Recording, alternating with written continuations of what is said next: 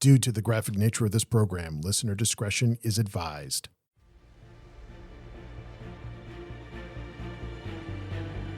To the west of the great continent of Kern lies the island provinces of Perth, home to brave seafarers, exotic pleasures, storms of swirling magical energy, and cults dedicated to the old gods.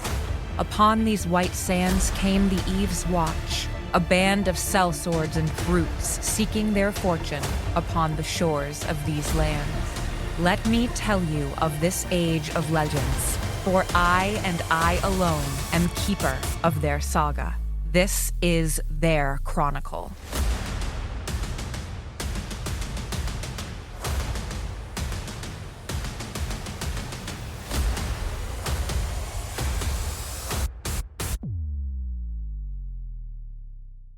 GM's turn. Moulet, Lovak, and Ku, as you're battling it out with the guardsmen that are trying to bar your passage from the bazaar, a broad-tipped spear slams into two of the guardsmen, cowering in fear in front of Moulet. Glance over your shoulder, Moulet, shows that two of these slender Perthans in brightly colored garb have launched their spears at your two opponents, finishing them. Lovak. Yes. The guardsman harrying you is struck with a spear in the shoulder, one of those broad-tipped Perthan spears, and he drops to one knee, clutching at his shoulder, not dead, but severely wounded.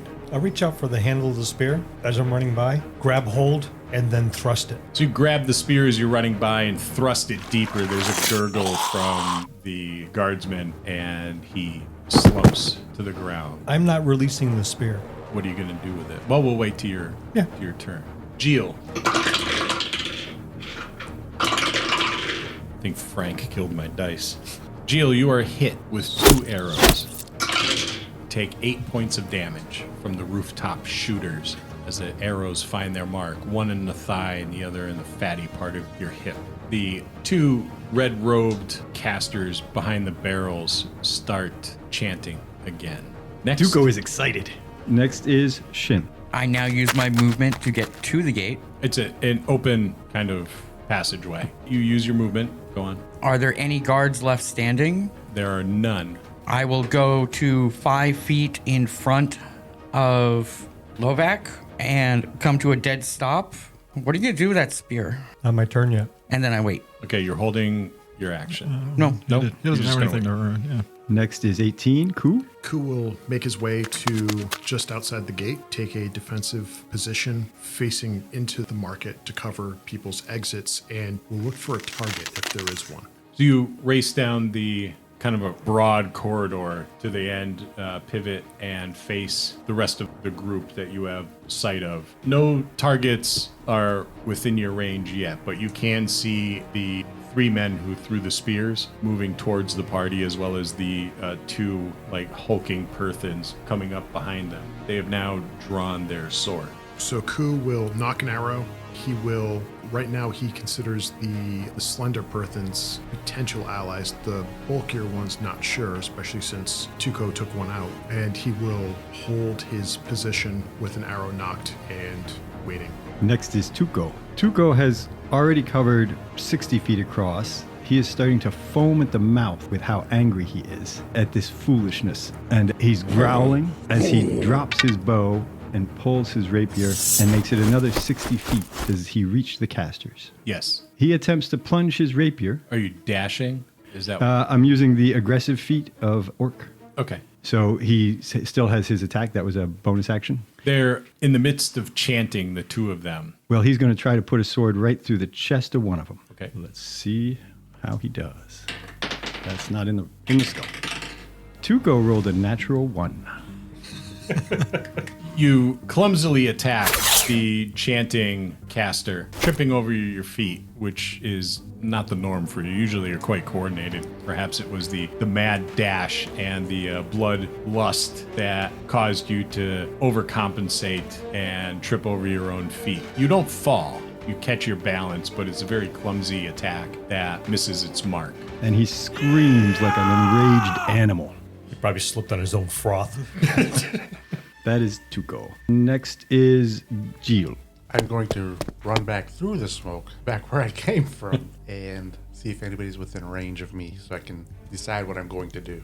You run back through the cloud of billowing smoke, realizing that maybe you miscalculated a bit. The wagon you can make out, it's kind of like misty image through the smoke. It's stinging at your eyes and your eyes are watering, trailing down like the soot and grime from the smoke, leaving like these clean blue marks on your blue skin. As far as anybody within range, no, there is no one. You see the rest of your party trying to make their way down that corridor of an exit from the bazaar. Then after my 30 feet, I'll use my dash to continue to the exit. Gotta look like a bad Benny Hill movie. You got the group of the party in front, a group of little skinny guys, a group of bulky guys, and here comes Jeel right up behind you.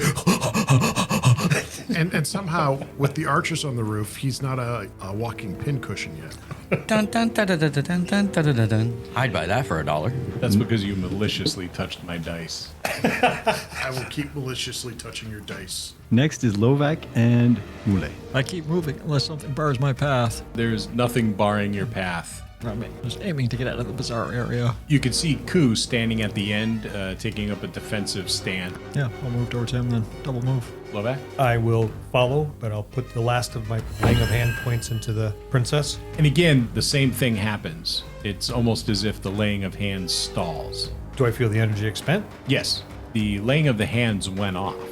Next is GM. Ku, behind you, you hear the sounds of horses' hooves and what sounds like a horse-drawn carriage. The horses pass by a bit before they stop. The carriage door swings open, and a slender person says, "Get in." Does the person look familiar? No. I'm not going to hesitate. Ku will jump inside and keep his defensive position. Like, he'll be like half in the cart, half out of the cart, and with the bow drawn and the arrow knocked and ready to fire. Arrows rain down upon Tuco. A swarm of arrows. They tink across the cobblestones. Countless arrows tinking across the cobblestones around you as you rage in the middle of the empty bazaar. Countless more arrows whiz by you, Jeel, as you're trotting through the smoke from Shynn's smoke bomb. The three Perthans make it to the entranceway or the exit and take up a defensive position with swords drawn, and the two large men fall in behind them, holding their position with those large curved blades. Are they taking a defensive position facing us or facing the crowd? Facing the bazaar. Next is Shynn. Oh, I'm not done yet. You're standing there in front of two casters casting a spell. Oh, I was going to just move over that. We were going to glaze over that. Maybe he won't notice. You are hit with a bolt of energy for 2 points of damage. Tuco screams again. Ah! You only feed my rage. Shynn is up. How's the princess doing? You're not with me. Yes, I am. I'm 5 feet in front of you, Oh, okay. Unconscious. but living. I haven't had chance to check. Shynn will go ahead and cast Cure Wounds on her for a big whopping 7. So screw that. The crimson magical energy from your healing spell washes over the princess, but she still remains motionless. And then I will use any remaining movement to get to the street. What you do notice as you're using your remaining movement to get to the street is that the view of the street is obscured by a carriage. On the running board of the carriage is Ku, half in the carriage, half out of the carriage, readying an arrow. I will look over my shoulder and say, "Get out here now!" Next is Ku. Ku will remain in the carriage, half in, half out, arrow knocked, holding his action, noting that the three slender Perthans and the two muscular Perthans have taken defensive stances outside of the gate. So I'm assuming they're on our side, and I'm assuming they are members of the guard of the Perthan noble who is attempting to pursue the princess. So I think that the carriage might take us to him and get us out of danger. This is our best possible escape right now. So he will hold his position, hold his action until further notice. Next is Tuco. Tuco is coming back for another swing at the caster that he attempted and missed before. Right at him. 19. 19 will hit. So that is just a D8. That's a D10.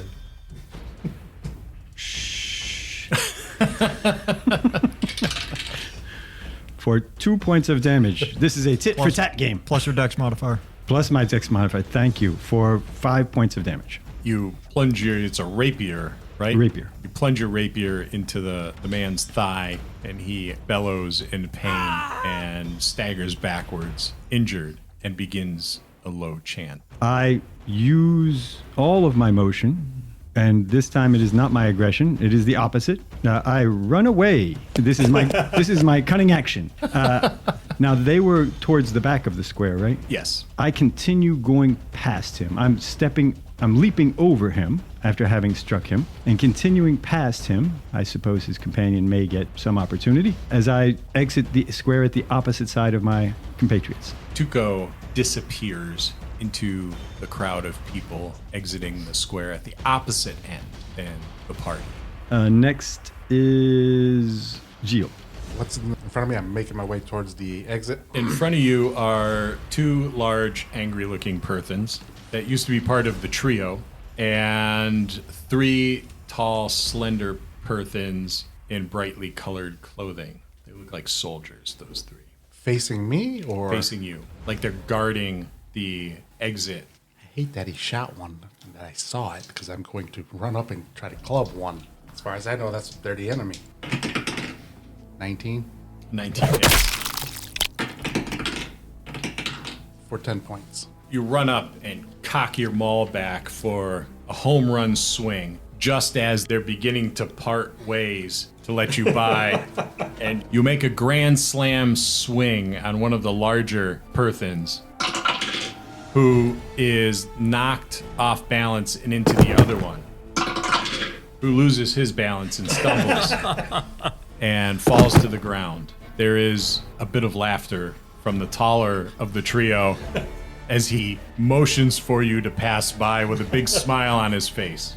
When you enter the corridor, you see your companions. Ku is on the running board of a carriage at the end of that corridor with an arrow knocked. He's half in and half out of the carriage. Lovak and Shynn look like they're having a conversation as they're making their way down the corridor. Moulet is almost at Ku's position, and nowhere is Tuco to be seen. I'm going to just, whatever movement I have left, I'll use to go down a quarter, just now turning around and just watching them as I pass them. They kind of close ranks again, barring passageway, swords at the ready. And excuse me would have worked just fine. That is his excuse me. You're in my way. Next is Lovak and Moulet. All right, I'll approach the carriage. I see Q on the running board. Is this our way out? This is our best way out, and they stopped for us. Okay, I'm gonna motion to Lovak. Come on. Lovak hasn't slowed down a bit.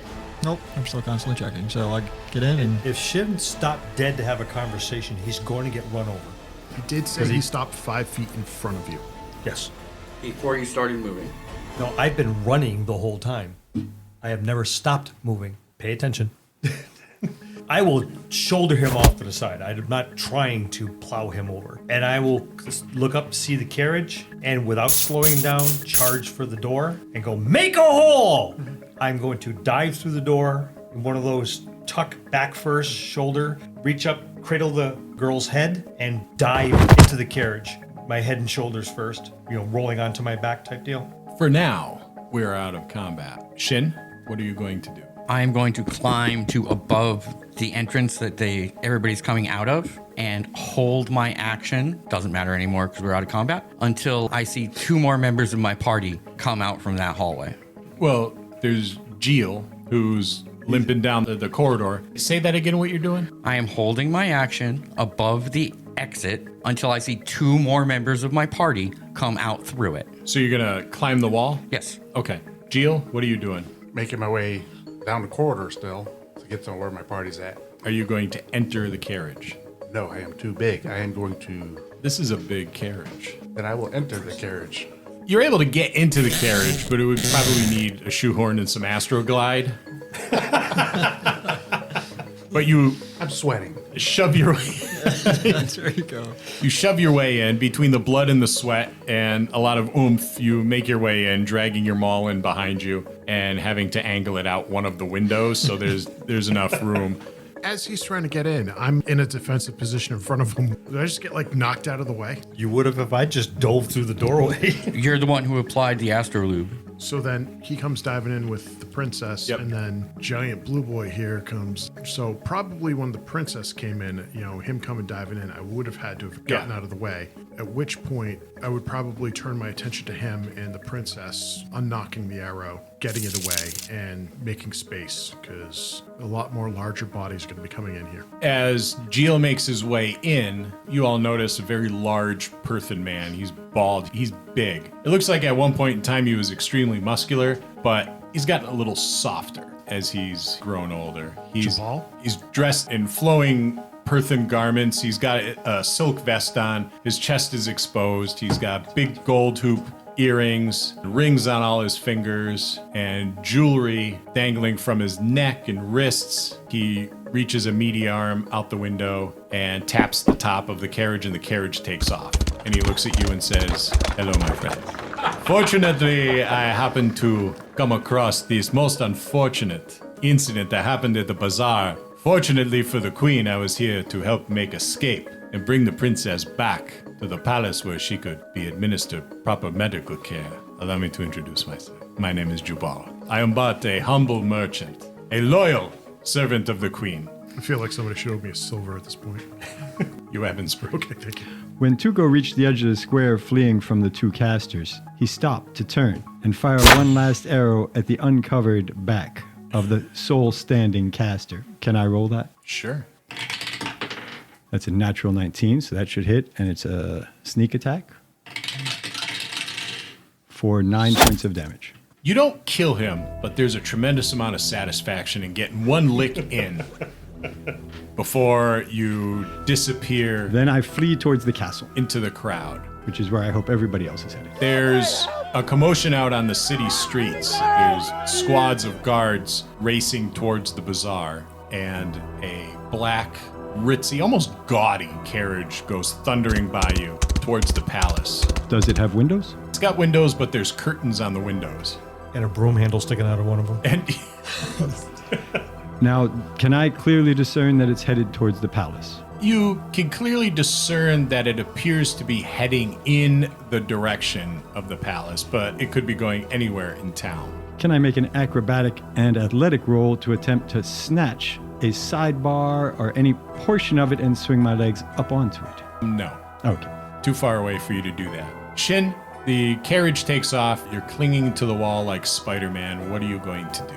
I'm still waiting because I have one more member to come out through that tunnel. As the carriage rumbles down the street, What's the condition of the princess? she is limp. She does not look well. She's ashy. She looks dead. Medicine check? 8. Yeah, she's dead. You know what? I'm going to use my inspiration. 24. She's dead. Dead as a doornail. Dead, dead, dead, dead. What the fuck happened? She's full of tiny holes in the front and in the back. I'm assuming you guys tried to heal her. Now, you rolled a 24. Yeah. To what extent are you doing an examination? Oh, I'm doing a full examination. If I can get to her, look at her, find out what the hell's going on. Yeah, full examination. You find a very tiny hole in her back. It's like this puckered black hole with discolored, almost thread-like veins kind of creeping out from the center of the hole. It's ever so slight. At first you thought it might have been a birthmark, a mole, or a pimple, but then it was those little wispy kind of vein-like lines coming from the hole that caused you to give it a second look. That's very, very odd. And I'm going to sit in the seat of the car and just sit back. We're fucked right now. You think it was poison? Cool. That would be more Tuco's expertise. Tuco can make poison. Tuco cannot detect poison. Tuco can identify poisons with the poison kit. Would I be able to use my herbalism kit? Nah, probably I not. think you might be able to. Do you have a somebody have a Xanathars on hand? So Ku is going to break out his herbalism kit and attempt to identify a poison if there was one. Would that be medicine, or would that be what? I would say medicine. Medicine. So I have proficiency with an herbalism kit, and I have a 6 with medicine. Would the herbalism kit give me any bonuses? I think it'd be up to Scott, honestly. From a rules perspective, no, because you have proficiency in both things, so the better bonus would apply. All right. Yeah. And it's a masterwork herbalism kit, which give me an additional +1. So I rolled a 19. just shy. Just shy. You speculate it might be, but you can't be certain. You haven't seen anything quite like this before. It would be best to have Tuco take a look at it. For sure, as soon as we find him. Yeah. The princess, she does not look well. No, she is not well. This is unfortunate. We will take you safely to the queen. I, of course, will go in with you to ensure that you are not punished. So there is no misinterpretation of what your actions were in the bazaar. So I can speak to how valiantly you fought. Appreciate that, Jabal. I am here to smooth everything over for you. Of course, I did not see how valiantly you fought, but nobody knows that is still alive. No? Yeah. Do we want to go back to the palace right away? Our party's split. We're gonna have to. We're gonna have to. Okay. It would be wise. You would not want the queen to... Well, correct. To find out through some other way. Yes. Correct. Although she probably already knows what had happened, but... I'm sure. We can also share that the city guards did shit to help us, except bar our way. The people in city guard uniforms did nothing to help us. Correct. Doesn't necessarily mean they were city guard. Well, no, but I can see how the phrasing could be better. So yes, the men in city guard uniforms. In a matter of minutes, you're in front of the city gates and they're flung wide open. The carriage carrying you and the princess comes to an abrupt halt in front of the door to the palace itself. The doors are flung open. Kushim comes running out, flings the door open. Quickly, Scoop her up get the princess inside. and work my way through the door and follow him. Ku follows right after. Likewise. Jeel will follow as well. And Jabal climbs out of the carriage. Jabal walks up the stairs, but once he hits the door, he races in past you towards the queen, who is sitting casually in a chair in the chamber she originally met you in. My queen. Jabal kind of moves himself in front of everybody. I am so sorry, but I assure you that these brave men, they fought valiantly for the princess, for the crown of Mahz'Shapour. Alas, 2 of their company, they did not make it back. And he puts his head in his hands dramatically. But Jubal was there to assist in the time of need and carry the princess and her valiant bodyguards away to the palace where she can be healed. Is there anyone in any kind of robes that I would discern as healers or anything like that anywhere in the room? Oddly enough, there's not. There is a kind of short person standing by the queen, dressed in a great deal of finery. When Jubal rushes in, he takes 2 steps backwards and pivots towards Jubal and bows very low to Jubal. The queen gets up, looks at you, put the princess on the table, Do that. looks her over. There's a spot on her back, She rolls her over casually. Show me. and I show her where the spot is. When did this happen? I found it as we were in the carriage. Distressing. Most unfortunate. Kushim. She whispers something in his ear and he leaves. I put every bit of divine healing I could into her, but I got no reaction. That should have neutralized any poison. And Ku has voiced his concerns that is a poisonous wound. Of course you did, Mr. Lovak. I would think no less. A couple soldiers come in and she says, dispose of the body. And they pick her up and walk her out. So did we pass the test or fail the test? She takes a deep breath and then there is a loud yell of a woman. Somebody has taken the princess! Then there's alarms sounding, a lot of movement amongst the guards. And the queen says, quick, to the princess's chambers. Quick! All right. Running. All right, we go. You race up the stairs just in time to see a tiefling woman vault over that open balcony and disappear to the palace grounds below, giving pursuit of something that appears to be flying. A large, dark shape with black wings. And the woman races past the guards, leaping over their heads, tucking in a tight ball, dropping to a roll, and then back up onto the city streets. The woman's dressed in a somewhat revealing outfit of dark leathers with several blades on her hip, and she disappears into the city streets. Would this be about the time that Tuco was catching up to the party? No. Nice try. Does But- it look like the flying thing is carrying something? Yes, very How obviously. far away is it? It is quite far away now. It's flying very high. Hundreds of feet? Yes. From behind you, you hear the queen's voice. It appears as though I have some explaining. Yes, Your Grace, I believe you do. For Tuco and Shynn, there is a lot of activity in the streets now. There's city guardsmen everywhere. There's a lot of commotion, and there's people pointing to the sky frantically.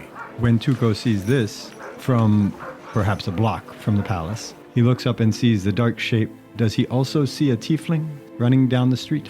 There's a lot of people. Okay, so he does not identify a tiefling. Yeah. Tuco approaches the main gate to say, I am here with the princess's guard. Have they gotten back here yet? The guard says, yes, they have. In the palace. Please, quickly. I run.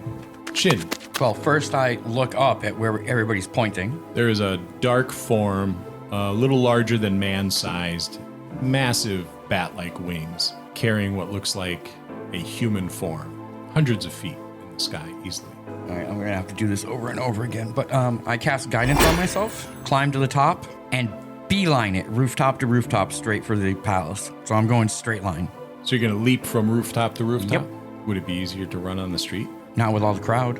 What's your jumping distance? Jump formula is, It's just strength score, I believe. Strength score in feet. so that's 12. You should be able to do that somewhat easily. There will be a point in time where you're going to have to climb off the rooftops because the buildings become shorter and less densely populated as you move higher up in the city. But you were able to make it to the palace. So I will present myself at the nearest gate. They let you in, bring you to where your friends are, in the same room that you met the queen last time, sitting at a table with the queen at the head, Kushim off to her right, and a large Perthan man sitting as close to the queen as he could possibly get. Forgive me, Your Grace. The populace is in uproar. What's going on? You arrived just in time to hear the answer to that question. Please, come, sit with us, Shynn. Pull up a chair. Of course, you have performed spectacularly. The girl you were guarding was not the princess, an imposter, if you will, a double. We had hired a bodyguard of fairly renowned abilities as an acquirer of goods. She happened to fall in our laps, if you will, having been caught stealing a high-priced item and was sent to the gallows. Fortunately, Kushim had recognized her and thought she would have been a good candidate for the princess as a bodyguard. Of course, you were guarding the decoy. Alas, my enemies have found that she was but a decoy. Sadly, I must ferret out a traitor amongst our mists. It seems her father was involved in some things, some nefarious pursuits that afforded him the opportunity to ascend to the throne of Mahz'Shapour, and in doing so, he made some deals with a gentleman, a sorcerer, if you will, someone who is dedicated to the ancient magics, the old gods, and now he has called in the favor. Unfortunately, my late husband had passed away, and now it is upon my shoulders to either protect my daughter, which I have failed to do, or give her to this sorcerer. I can only assume where the flying creature is taking the princess. Do you know the location of this location? It is said that the sorcerer lives in the jungles of Mahz'Shapour. That narrows it down. I'm really hoping the sorcerer's name isn't Steve. If you were to look towards the mountain, his keep sits atop a cliff. There's a stone bridge that you could traverse to take to the keep, but I believe my daughter is lost. I beseech you to retrieve her before anything terrible happens to her. Deceived as though we are still under contract. I would pay any amount to have my daughter returned. Amount? First things first, what does your daughter look like? Because you gave us a decoy. Was the decoy dressed up to look like your daughter? Yes. Okay. She bears a striking resemblance to my daughter. It was her childhood friend. Sadly, the girl is lost. Is your daughter also a chattermouth? This girl would talk nonstop. Chin, What that is inappropriate. relevance does that have to this conversation? Making sure we can pin down someone we haven't seen by every relevant clue we can get. She is a Perthan noble. She has the bearing of a Perthan noble, sir. Well, good. Then the answer was no, Your Grace. Kushim, will you escort our guest out into the next chambers, please? Kushim walks up, motions with his hand towards the door. I will bow as low as I can to the queen and then exit the chamber. So, unknown location as to where on the island. Could you furnish us with a map of the island and Yes. any landmarks that we might come upon with ideas of the island of where the sorcerer might be holed up? Yes, of course. She looks to Kushim, who disappears out of the room. down a corridor. A few moments later, comes back, hands you a rolled up scroll. It is a map of the island. Thank you. He points with his finger to this rocky outcropping. That is where we believe the sorcerer Zayaran is. Thank you. The most direct route to Zayaran is the most treacherous, unfortunately. But I am certain that your company could withstand the dangers and rescue my daughter.